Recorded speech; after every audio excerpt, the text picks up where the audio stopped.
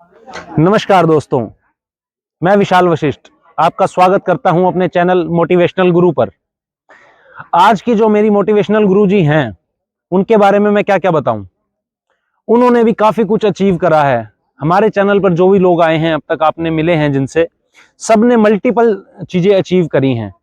तो उसी तरह से आज जो हमारी मोटिवेशनल गुरु हैं, इन्होंने भी मल्टीटास्किंग में बहुत सारी चीजें अचीव करी हैं। ये एक शिक्षिका के तौर पर उभर के आई, अपने स्टूडेंट्स को इन्होंने अलग स्तर पर पहुंचाया, शिक्षा का एक नजरिया इन्होंने बदल के दिखा दिया। उसी के स्वरूप इनको एक राष्ट्रपति अवार्ड भी मिला है। इसी साल 5 सितंबर 2022 को राष्ट्रपति द्रौपदी मुर्मू द्वारा इन्हें सम्मानित किया गया। उसके अलावा बच्चों को पढ़ाई से अलग ले जाकर के पहाड़ों में लेके जाना, माउंटेनिंग करानी, और उसके अलावा कल्चरल एक्टिविटीज में इन्होंने उनका रुझान पैदा किया। एक बच्चे के अंदर देखा कि सिर्फ ये बच्चा आईएएस अफसर बनने के उसमें तो नहीं है, क्या इसका इंटरेस्ट कहीं और भी है। तो अपना बीइंग अ शिक्षक, बीइंग अ गुरु, इन्होंने सारी चीजें डिफाइन करी, अलग अलग तरीके से हर बच्चे को अलग नजरिए से देखा। उसके अलावा इन्होंने एक मुहिम और चलाई कि पानी वेस्ट करते हैं लोग, उसके लिए बहुत सारे प्रोग्राम चलाए जाते हैं, पानी बचाओ। लेकिन कपड़ा वेस्ट होता है, कपड़े के लिए कोई प्रोग्राम नहीं चलाया गया कि कपड़ा कैसे बचाया जाए। दुनिया भर के लोग आजकल ब्रांडेड कपड़े लेने लगे हैं, ये फट गया है इसे बदल लो, फेंकते जा रहे हैं, कपड़ों का पहाड़ इकट्ठा होता जा रहा है। तो इन्होंने एक मुहिम चलाई है टेक्सटाइल के लिए कि कपड़े को रीयूज कैसे किया जाए। तो हमारी मोटिवेशनल गुरु जी से आज मैं आपको मिलवाऊंगा। उनका नाम है श्रीमती अंजू दहिया जी, सोनीपत सेक्टर 23 से बिलोंग करती हैं। और आइए आपको मिलवाते हैं श्रीमती अंजू दहिया जी से। तो दोस्तों, मेरे साथ मौजूद हैं श्रीमती अंजू दहिया जी, जिनको इसी साल 2022 में 5 सितंबर को राष्ट्रपति द्रौपदी मुर्मू द्वारा सम्मानित किया गया। नमस्कार मैम। नमस्कार। तो मैम, आज हमारे चैनल मोटिवेशनल गुरुजी में मैं आपका स्वागत करता हूं। आपकी जो अचीवमेंट्स हैं वो काबिले तारीफ हैं। Thank you sir. तो मैम, थोड़ा जानना चाहेंगे, जो आप सबसे पहले तो केमिस्ट्री के क्षेत्र में जो आपने काम किया है, मॉडर्नाइजेशन की तरफ हमारा जमाना है, आपने कुछ फ्रेजेस, कुछ राइम्स और इस तरह से किया, तो थोड़ा सा बताइए कैसे रहा था ये सफर। सबसे पहले तो मैं आपका धन्यवाद करना चाहूँगी कि आपने मुझे यहाँ बुलाया और मुझे अपनी बात रखने का मौका दिया। दूसरी बात मैं कहना चाहूँगी कि यहाँ तक पहुँचने के लिए सबसे पहली जो श्रेय जाता है वो हमारे एजुकेशन डिपार्टमेंट को जाता है, कि एजुकेशन डिपार्टमेंट ही हमें अपॉर्चुनिटीज़ देता है कि हम इतना काम कर पाते हैं बच्चों के साथ, इतनी अपॉर्चुनिटीज़ हमें दी जाती हैं कि इतने एक्सपेरिमेंट्स हम अपने एजुकेशन में, अपनी टीचिंग में कर पाते हैं। मेरा सब्जेक्ट केमिस्ट्री रहा है और मेरी शुरू से ही आदत रही है कि बच्चों को जो केमिस्ट्री है वो टफ ना लगे जी। बच्चों के लिए केमिस्ट्री मिस्ट्री ना बने, उनके लिए वो एक गेम की तरह से रहे, वो फन में केमिस्ट्री को सीखें। इसके लिए मैंने स्टार्टिंग से ही अपनी टीचिंग में नए नए इनोवेशंस किए हैं। जैसे म्यूजिकल पीरियोडिक टेबल बनाई, जो पीरियोडिक टेबल है उसको ग्रुप्स और पीरियड्स को मैंने म्यूजिक में कन्वर्ट कर दिया, राइम्स में कन्वर्ट कर दिया, अपने आप राइम्स बनाई। अब मेरे बच्चे जो हैं वो भी राइम्स बनाते हैं और बहुत अच्छे से उनको पीरियोडिक टेबल मेमोराइज हो जाती है, खेल खेल में उसको कर लेते हैं। इसके अलावा जितने भी हमारे एक्सपेरिमेंट्स होते हैं, केमिस्ट्री के जितने फार्मूले हैं वो बच्चों को लर्न कराने हैं, या बच्चों को अपने कंपाउंड्स के बारे में बताना है, तो वो सारी चीज़ें हम प्रैक्टिकली बच्चों को नेचर में ले जाके करवाने की कोशिश करते हैं और उन चीज़ों को रिलेट करते हैं डेली लाइफ से, ताकि बच्चे ये समझ सकें कि केमिस्ट्री उनकी डेली लाइफ में मौजूद है, वो उनसे अलग नहीं है। और रोज़ वो केमिस्ट्री के किसी ना किसी केमिकल को, किसी कंपाउंड को वो रोज़ यूज़ कर रहे हैं। जितनी भी चीज़ें वो यूज़ कर रहे हैं उनके अंदर केमिस्ट्री उन सभी चीज़ों के अंदर निहित है। इसके अलावा डिपार्टमेंट जो है हमारा, हमारे बच्चों के लिए आए दिन नई नई योजनाएं तैयार करता है और उनको क्रियान्वित करने के लिए हम जैसे टीचर्स को रिस्पॉन्सिबिलिटी दी जाती है कि हम ग्राउंड लेवल पे उन चीज़ों को क्रियान्वित कर पाएँ, तो वो हम करने की कोशिश करते हैं। और इसी से अपनी टीचिंग को थोड़ा सा इनोवेशन देने की कोशिश मैंने भी की है। तो दोस्तों, मैम ने प्रकाश डाला कि किस तरह से एक केमिस्ट्री जिसको लोग जटिल सब्जेक्ट समझते हैं उसको आसान कविताएं और राइम्स बनाई, नेचर में ले जाकर के बच्चों को बताया, तो इसीलिए अवार्ड ये मिला है। कुछ अलग किया है इन्होंने अपने क्षेत्र में। तो अलग करने के साथ साथ मैम, आपने जो है पहाड़ भी बच्चों को चढ़वाए हैं। जी बिल्कुल। और दिव्यांग बच्चों के साथ आप 2 बार गए, तो मैम थोड़ा सा बताइए उसके बारे में। हमारा जो डिपार्टमेंट है अकेला ऐसा डिपार्टमेंट है जो बच्चों को पीक क्लाइंब कराता है जी और वो पीक क्लाइंब करने के लिए पूरे स्टेट में से 3 फीमेल और 3 मेल टीचर्स को एस्कॉर्ट करने के लिए हमें ट्रेनिंग दी जाती है। उसके बाद हमें बच्चों को लेके जाना होता है। हर डिस्ट्रिक्ट से जो एक मेरिटोरियस बॉय और एक मेरिटोरियस गर्ल जो है उसको हम लेके जाते हैं। बेशक वो स्टडीज़ में बच्चा आपका टॉपर रहा है या किसी गेम में टॉपर रहा है या किसी कल्चरल एक्टिविटी में टॉपर जी रहा है, उन बच्चों की एक टीम रेडी करके हम उन बच्चों को पीक स्केल कराने के लिए लेके जाते हैं। जैसे सबसे पहले हम गए फ्रेंडशिप पीक पे, उस की जो ऊंचाई थी वो 5000 के आसपास थी। जी और अभी जो रिसेंटली हम पीक करके आए हैं उसका नाम है यूनम पीक, जो 6111 मीटर है, जिसकी स्पेशलिटी ये थी कि पहली बार दिव्यांग बच्चों को भी हम लोग एस्कॉर्ट कर रहे थे। हमारे साथ दिव्यांग बच्चे भी थे, जो हर एक डिस्ट्रिक्ट से एक बच्चा हमारे साथ था, 22 बच्चे टोटल थे। उन बच्चों को हम वो पिक स्केल करा के आए और बहुत ही अच्छे से वो बच्चों ने वहाँ पे अपना रिजल्ट हमें दिया है, बहुत अच्छे से स्केल करके आए हैं। और उन बच्चों को ऐसा लग रहा था जैसे मानो नए पंख मिल गए हों उड़ने के लिए। कभी जी सोचा नहीं था उन बच्चों ने कि वो भी नॉर्मल बच्चों के साथ ऐसे पीक क्लाइंब कर पाएंगे, इतने जो एडवर्स कंडीशंस थी उनमें रह पाएंगे। हम लोग भी थोड़े से चिंतित थे, लेकिन बच्चों ने बहुत अच्छा किया। बच्चे हमारे बहुत मोटिवेटेड थे। और मेन तो डिपार्टमेंट जो हमारा है, एजुकेशन डिपार्टमेंट, जो इतना सोचता है बच्चों के बारे में, दिव्यांग बच्चों को भी वो मुख्य धारा में लाने की कोशिश कर रहा है, ये जी काबिले तारीफ है। तो दर्शकों, मैम ने बताया केमिस्ट्री के साथ साथ पहाड़ों पर बच्चों को लेके जाना, दिव्यांग बच्चों को, और एक बार नहीं 2 बार। जी इसके अलावा मैम आपने एक और भी चीज शुरू करी है टेक्सटाइल से रिलेटेड, जी। तो मैम उस पर भी थोड़ा सा प्रकाश डालिए, क्या चीज है? अभी कोविड के टाइम में हमारा कोई भी इवेंट हो नहीं पा रहा था, जी तो सभी जो इवेंट थे उनको बच्चों को कनेक्ट रखने के लिए ये कोशिश की गई टीचर्स की तरफ से कि सभी जो इवेंट है उनको ऑनलाइन रखा जाए। तो हमारा सस्टेनेबल डेवलपमेंट गोल्स के ऊपर एक नेशनल लेवल का प्रोजेक्ट चलता है, जिसमें एक रूरल एरिया का गवर्नमेंट स्कूल और एक किसी भी अदर स्टेट का प्राइवेट स्कूल, उनको जी कंबाइन करके एक प्रोजेक्ट दिया जाता है। क्लाइमेट एक्शन के अंडर हमें प्रोजेक्ट दिया गया था और हमारे स्कूल को कनेक्ट किया गया था वडोदरा के स्कूल से, जो एक वडोदरा गुजरात। वडोदरा गुजरात के स्कूल से। जी और उस स्कूल के बच्चों के उस स्कूल की बच्चों की जो टीम थी, 5 बच्चे और 5 बच्चे हमारे, उनने मिलके एक प्रोजेक्ट पे काम किया, टेक्सटाइल वेस्ट मैनेजमेंट पे। और काफ़ी हद तक बच्चे टेक्सटाइल को अपने आसपास के एरिया से टेक्सटाइल वेस्ट को रिड्यूस कर पाए हैं।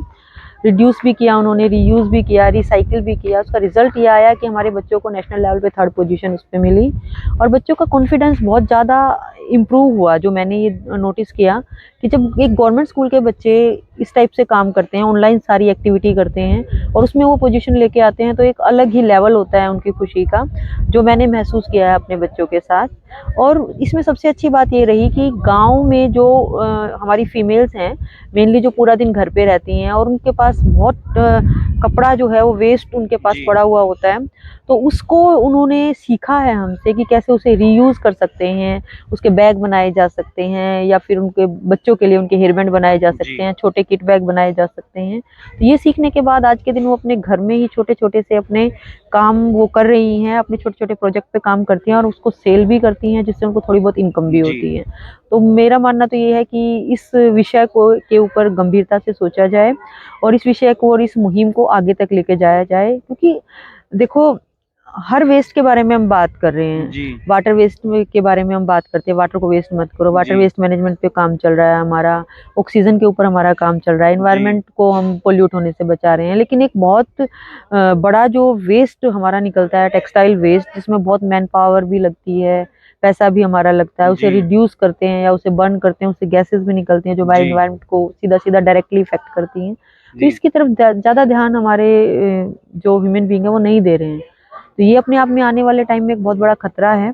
इससे बचने के लिए हमें इस प्रोजेक्ट को, मतलब इस मुहिम को आगे चलाना चाहिए और इस पे काम करना चाहिए। तो दर्शकों, जैसा कि मैम ने बताया कि वाटर वेस्ट पे काम चल रहा है, और भी चीज़ों पे काम चल रहा है, पर कपड़े की तरफ कभी किसी ने ध्यान नहीं दिया। तो कपड़े के वेस्ट को कैसे उपयोगी बनाया जाए, उसको कैसे यूटिलाइज किया जाए, तो वो भी एक मुहिम मैडम ने छेड़ी हुई है, उस चीज़ पे काम कर रहे हैं।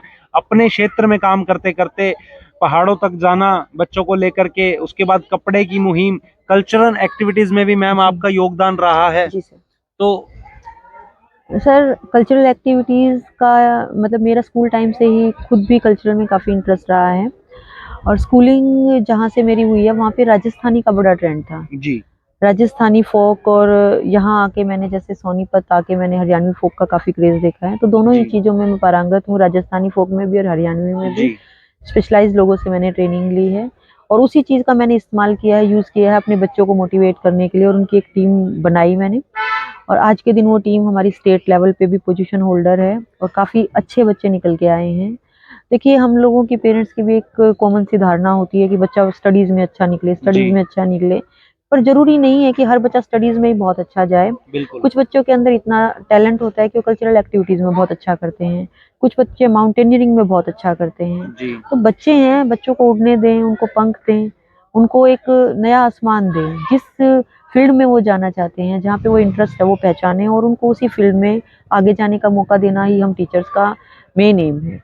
और मैं तो सभी टीचर्स को भी यही कहना चाहूँगी कि बच्चों से पूछे वो क्या करना चाहते हैं। अपनी जो थिंकिंग है या पेरेंट्स की थिंकिंग है वो मैटर करती है, लेकिन उसको थोपे नहीं बच्चे पे। बच्चे का इंटरेस्ट देखें वो किस तरफ जाना चाहता है। हो सकता है कोई बच्चा माउंटेनियरिंग में बहुत अच्छा करियर बना दे, जी क्योंकि इससे पहले हमारे जो स्टेट के बच्चे उनको भी ये नहीं पता था कि माउंटेनियरिंग भी अपने आप में एक बहुत अच्छा जी करियर हो मैम सकता है। तो ये चीज़ें जो हमारे डिपार्टमेंट के थ्रू हमें दी जाती हैं, कल्चरल का भी है, जैसे हमारा स्टेट का कल्चरल फेस्ट होता है। जी डिस्ट्रिक्ट लेवल पे, block level, district level, state level, फिर नेशनल लेवल बहुत अच्छी जी प्राइज़ मनी होती है, कैश प्राइज़ेज़ बच्चों को देते हैं और वो कैश प्राइज़ डायरेक्ट बच्चों के अकाउंट में आते हैं। तो बच्चों को उससे काफ़ी मोटिवेशन मिलता है और टीचर्स भी इनिशिएटिव लेते हैं। तो बहुत अच्छे-अच्छे टीचर्स हैं हमारे डिपार्टमेंट में, बहुत कैलिबर है उनमें। तो अगर डिपार्टमेंट इसी तरह से हमें काम करने की अपॉर्चुनिटी देता रहेगा तो आने वाले टाइम में हो सकता है कि नेशनल लेवल पे और ज़्यादा हमारा जो स्टेट है वो अपना परचम लहरा पाए। जी तो दर्शकों, मैम ने बहुत सुंदर ये चीज बताई है कि बच्चे के ऊपर थोपा ना जाए, किसी चीज को प्रेशर ना बनाया जाए, उसके अंदर की क्वालिटीज को देखा जाए। क्या पता वो बॉक्सर बनना चाह रहा है या डांसर बनना चाह रहा है, क्योंकि सभी आईएएस बनने की राह पर नहीं चलते हैं। तो बहुत सुंदर मैम आपने प्रकाश डाला। मैम जी, एक चीज जो आज की जनरेशन से रिगार्डिंग मैं आपसे सवाल पूछना चाहूंगा, जी। आप जब छोटे थे तो क्या उस टाइम पे इतनी फैसिलिटीज थी जो फैसिलिटीज आज के टाइम पे बच्चों को मिल रही है? नहीं सर, देखिए डिपेंड करता है, जैसे-जैसे टाइम चेंज हो रहा है बच्चों की वे ऑफ थिंकिंग भी चेंज हो रही है और उनकी डिमांड जो है जिस टाइप की फैसिलिटी उनको चाहिए वो भी चेंज हो रही है। हमारे टाइम में इतनी फैसिलिटीज़ तो हम लोगों को नहीं थी।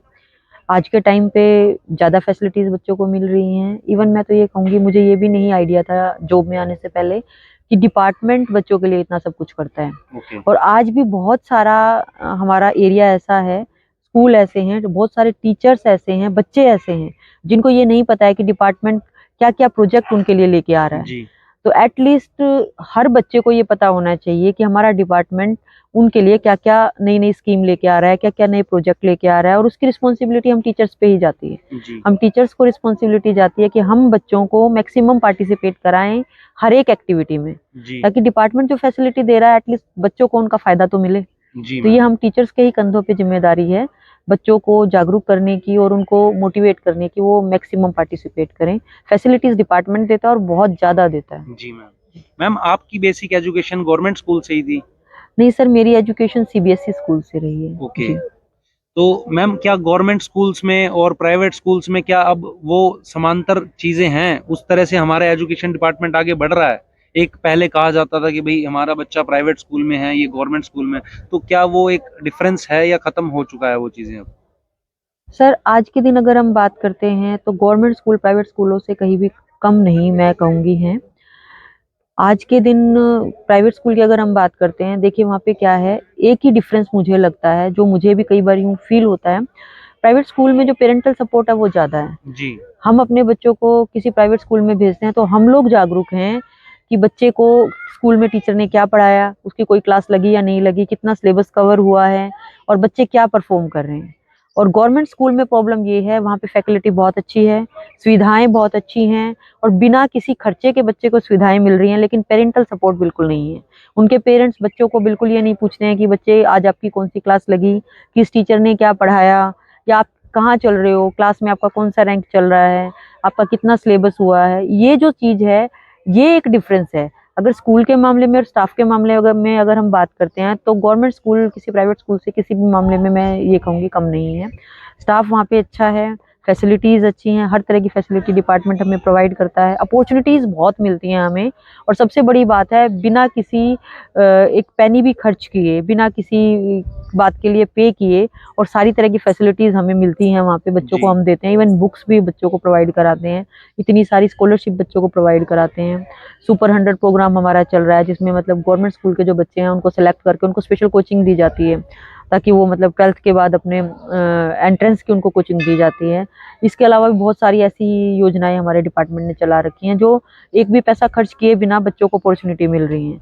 और यहाँ पे जो प्राइवेट सेक्टर के या प्राइवेट स्कूल्स के बच्चे हैं, वो वही कोचिंग ले रहे हैं, लेकिन वो उसके लिए लाखों में पे कर रहे हैं। बिल्कुल। तो यहाँ पे बस एक ही डिफरेंस मुझे लगता है पेरेंटल सपोर्ट का, कि हमारे जो पेरेंट्स हैं, जो बच्चे गवर्नमेंट स्कूल में आते हैं, बच्चे भी ऐसा नहीं है कि वो कम हैं, बच्चे बहुत अच्छे हैं। जब आप ये देखिए ना, जब एक गवर्नमेंट स्कूल के बच्चे नेशनल लेवल पे एक प्रोजेक्ट में, साइंस प्रोजेक्ट में पोजीशन लेके आ रहे हैं, तो ये तो अपने आप अंडरस्टूड है कि वो बच्चे बहुत अच्छे हैं। उनको थोड़े से मोटिवेशन की ज़रूरत है, और थोड़े से उनके पेरेंट्स के सपोर्ट की ज़रूरत है। पेरेंट्स बच्चों को घर जाने के बाद एटलीस्ट पूछें और उनको टाइम दें, ताकि वो अपनी स्कूल में जो भी उनका वर्क हुआ है उसको घर पे आके एक बार रिवाइज तो कर सकें। तो ये चीज़ मुझे कम लगती है, बाकी और कोई कमी मुझे नहीं लगता गवर्नमेंट स्कूल्स में प्राइवेट स्कूलों से कम। मैम, ऐसा कोई उदाहरण आपका, कोई ऐसा स्टूडेंट रहा हो जो गवर्नमेंट स्कूल में ही रहकर और फिर उसने एक अच्छा रैंक किया, गवर्नमेंट जॉब हासिल करी है? बहुत सारे बच्चे हैं सर। अभी मेरा 2 साल पहले एक स्टूडेंट था अंकित, उसके फादर भी नहीं थे जी। और वो बच्चा गवर्नमेंट स्कूल में ही पढ़ा है स्टार्टिंग से ही, और आज के दिन वो ASI सेलेक्टेड है। अभी उसकी ट्रेनिंग चल रही है मधुबन में। जी। इस तरह के बहुत सारे बच्चे हैं सर जो हमारे गवर्नमेंट स्कूल से निकल के जाते हैं। तो दोस्तों, स्पष्ट ये कहना है मैडम का, मैम खुद एक गांव से बिलोंग करती हैं पीछे से, और एक टीचर बनी हैं। टीचर बनने के बाद में कल्चरल एक्टिविटीज में और हर तरह की एक्टिविटीज में इन्होंने सपोर्ट करा है बच्चों को आगे ले जाने के लिए। और उदाहरण आपके सामने इन्होंने दिया है कि गवर्नमेंट स्कूल से भी बच्चे निकल के अफसर बने हैं आगे। तो ये पर्सन टू पर्सन भी डिपेंड करता है कि क्या उसकी थिंकिंग है, कितना उसका दिमाग पढ़ाई में चल रहा है या किसी और चीज में। मैम, तो मैम आज के लिए काफी समय मैंने आपका ले लिया है, और मुझे लगता है आपकी बातों से प्रेरित होंगे लोग, और दोबारा आपसे मिलेंगे मैम, मुलाकात करेंगे और आपके विचार जन जन तक पहुंचाते रहेंगे। धन्यवाद मैम। Thank you.